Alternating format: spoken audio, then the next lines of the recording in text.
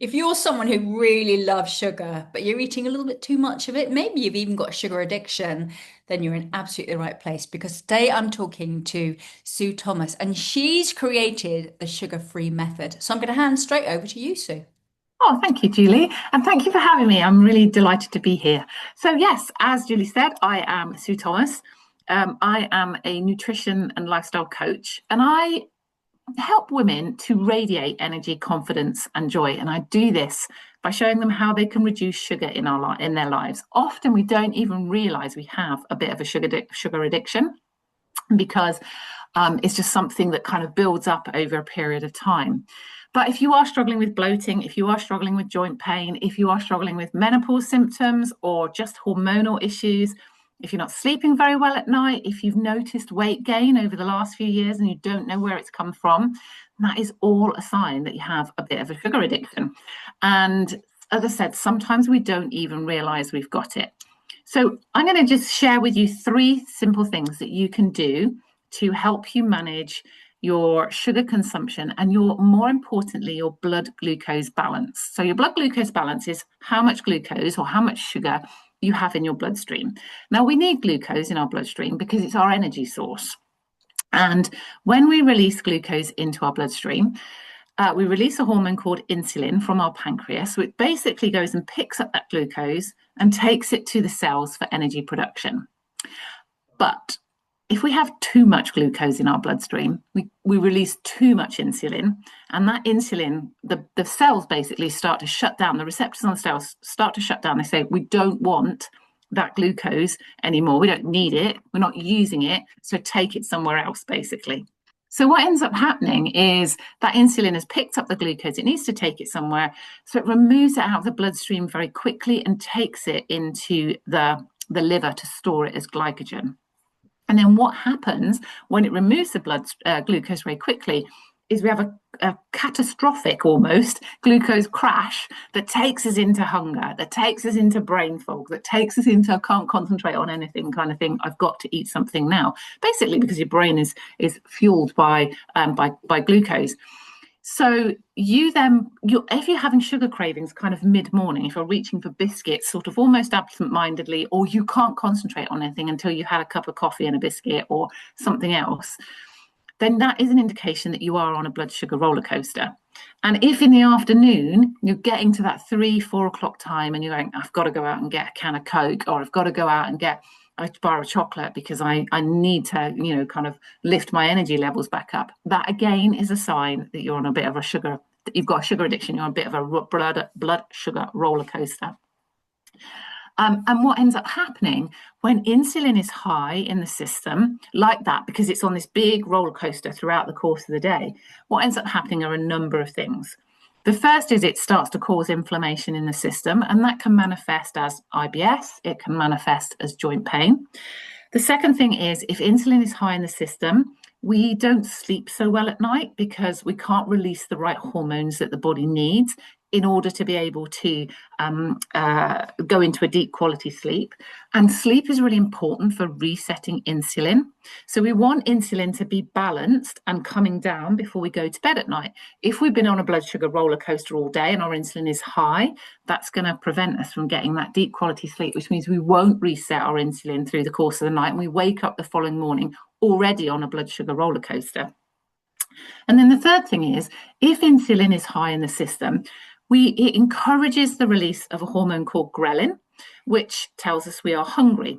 And it suppresses the hormones leptin, which tells us we're full, and GLP-1, which you might have heard a little bit about with the weight loss jabs and stuff like that. It suppresses GLP-1, and GLP-1 is the hormone that allows the stored glycogen in our liver to be released gradually so that we have this constant supply of blood sugars or blood glucose. So if our insulin is doing this all day, it's on a blood sugar roller coaster, we're going to be more hungry and we're not going to be able to release that stored glycogen from our liver, which means we're probably going to overeat. And 9 times out of 10, we overeat on sugary things without even realizing we're doing it. So if you're that person that says, Monday morning, I am going to be healthy this week, and you get to Wednesday and you're going, I can't do this anymore, I've got to have a bar of chocolate, that is a sure sign that you're on this blood sugar roller coaster and your body can't manage without glucose. So we've got to basically rewire how the brain functions to get leptin and GLP-1 lifted, to get ghrelin lower, to start reducing inflammation in the system, and to be able to then manage our weight more effectively, to reduce that joint pain, to be able to improve the quality of our sleep. All these things that are pests, basically, that cause us to not live that life that's full of joy and energy and confidence, because we're being pestered essentially by poor sleep, or poor sleep, joint pain, bloatedness, all of those kind of things. So how do we get to that point? Because most women, unfortunately, as I said, wake up on Monday morning, and then by the time we get to Wednesday, they are craving sugar. And that's because the brain is taking over, going, we've got to have some glucose. So how do you flatten that glucose curve? Because essentially, when your blood glucose levels are out of alignment, when you're doing this big blood sugar roller coaster, that's your body heating up from the inside out. You're speeding up the aging process. And we want to slow that down. Because I don't know about you, I want to live for as long as possible. So I'm kind of like, I'm going to make sure that I'm doing everything to keep my blood glucose balanced, to keep inflammation in my body low, and to be able to kind of live life to the full. So how do we do that? Well, the first thing is we've got to get the liver working properly. That's the first and most important thing. So how do we get the liver working properly? Well, there's two things you can do here.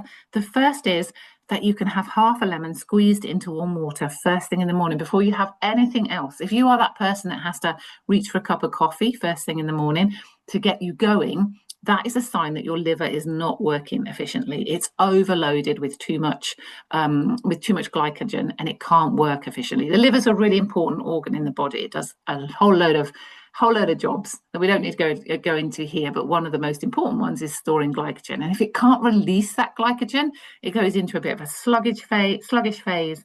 And then as a result, we can't get going first thing in the morning.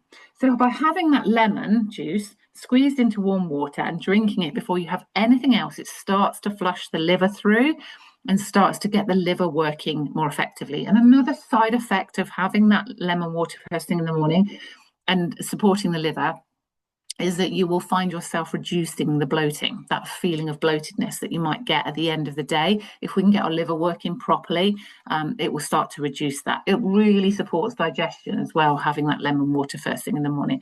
So that's the first thing you can do.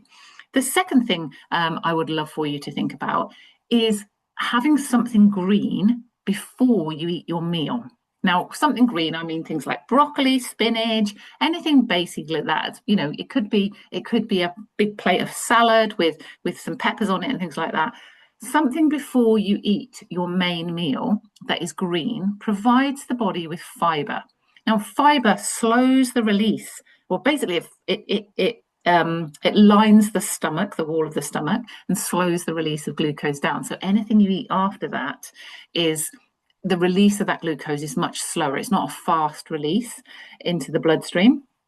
So that fiber, as I say, could be anything. But there's two things here that we need to be aware of. One is that the liver is a green organ in Chinese medicine. So by eating something green before you eat, you're not only supporting your liver, but you're slowing the release of the sugars down into the bloodstream. So it's lining the wall of the stomach. And that green food also activates the production of leptin and GLP-1, which again will help to control the release of glycogen from the liver, but also to start flattening out that glucose curve. If leptin is high, which is the hormone that tells us we're full, ghrelin can't be released. So ghrelin comes down, and ghrelin is this hormone that tells us we're hungry. So by eating that fiber before we eat a main meal, it can boost our leptin levels. It can slow down the amount, or it limits the amount we eat, because we feel fuller quicker, basically. And it then also slows stomach emptying time, so it can keep your blood sugars really nice and steady for a much longer period of time. It should be going for about 4 hours without needing to eat anything if you are eating your food in the right way. I'll give you a great example. The Italians, they do their salad starter, then they have their protein, then they have their carbohydrate. And that's the kind of order you want to be eating food in order to keep your blood sugars really nicely balanced. We know that the Mediterranean diet is one of the healthiest diets in the world. So it's not about restricting yourself. If you wake up on Monday morning going, I'm not going to eat sugar today, I'm going to get it under control, it's not about restricting yourself. It's about crowding it out with all the good stuff. So by getting your blood sugars balanced, you can crowd out that desire to eat sugar. I did have someone say to me a couple of weeks ago, but I like eating cake with my friends when we go out for coffee. And I was like, well, I'm not going to say to you, don't have that cake. What I'm saying is, let's crowd it out with all the good stuff. So that by the time you get to the point where there's cake potentially on the table, you're actually not that bothered about it because you don't have that hunger, you don't have that craving for it, you don't have that desire. So by having that fiber before you eat can really help to crowd out those sugar cravings.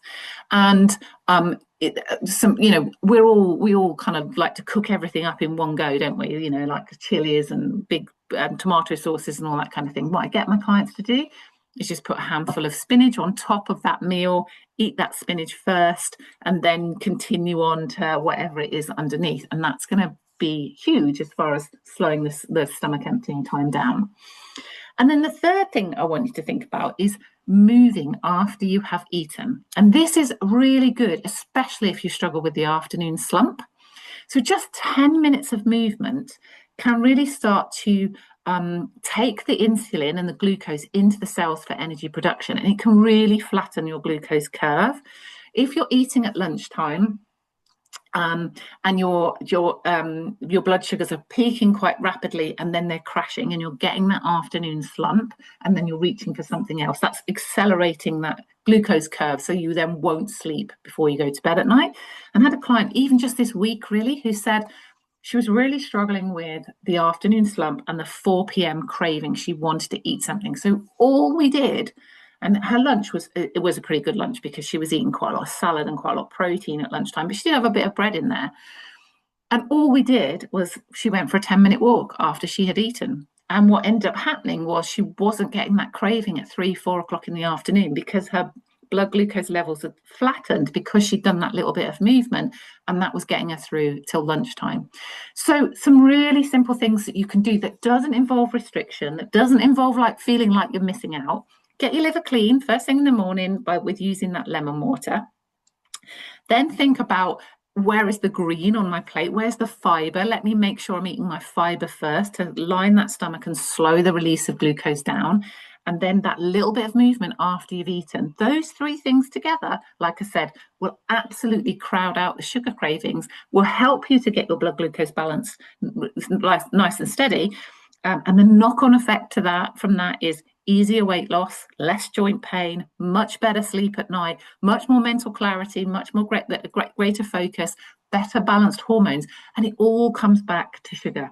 And sometimes, as I said, we don't even realize we're there with that blood sugar roller coaster. So if you are that person that is starting on Monday morning, giving up by Wednesday, if you're that person that is always craving something sweet at 10:30 or in the afternoon, let's get that blood glucose level flattened, and that is going to have a massive effect to your energy, to your confidence, and the joy that you can get out of life.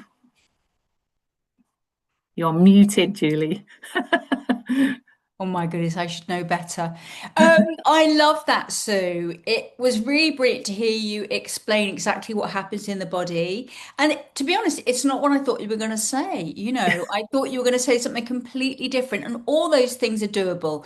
I get that maybe having greens, first of all, for breakfast might be a little bit challenging, but it can be put in a smoothie or, some sort of juice. I mean, there are different ways of doing it, but I guess ultimately it's all about, if you're watching or listening to this, it's all about, are you worth it? If Exactly. you don't have the energy and the joy, and I think life is to be enjoyed, then is life really as great as it could be? So ultimately, rather than look at deprivation, which quite clearly it's not really, it's an adjustment, Yeah. um, then I mean, I imagine that you might consider that you are worth it. And it's just about changing something. I know we struggle sometimes to think of doing something new, and it takes structure and it takes, really, really planning it, and being consistent about it. And that can be a bit of an issue for us humans. But actually, ultimately you'll be so, so glad you did. So thank you again, Sue. Thank you everyone for watching. Check out Sue's links. They will be down below this video, as will mine, and get in touch with her and find out a little bit more.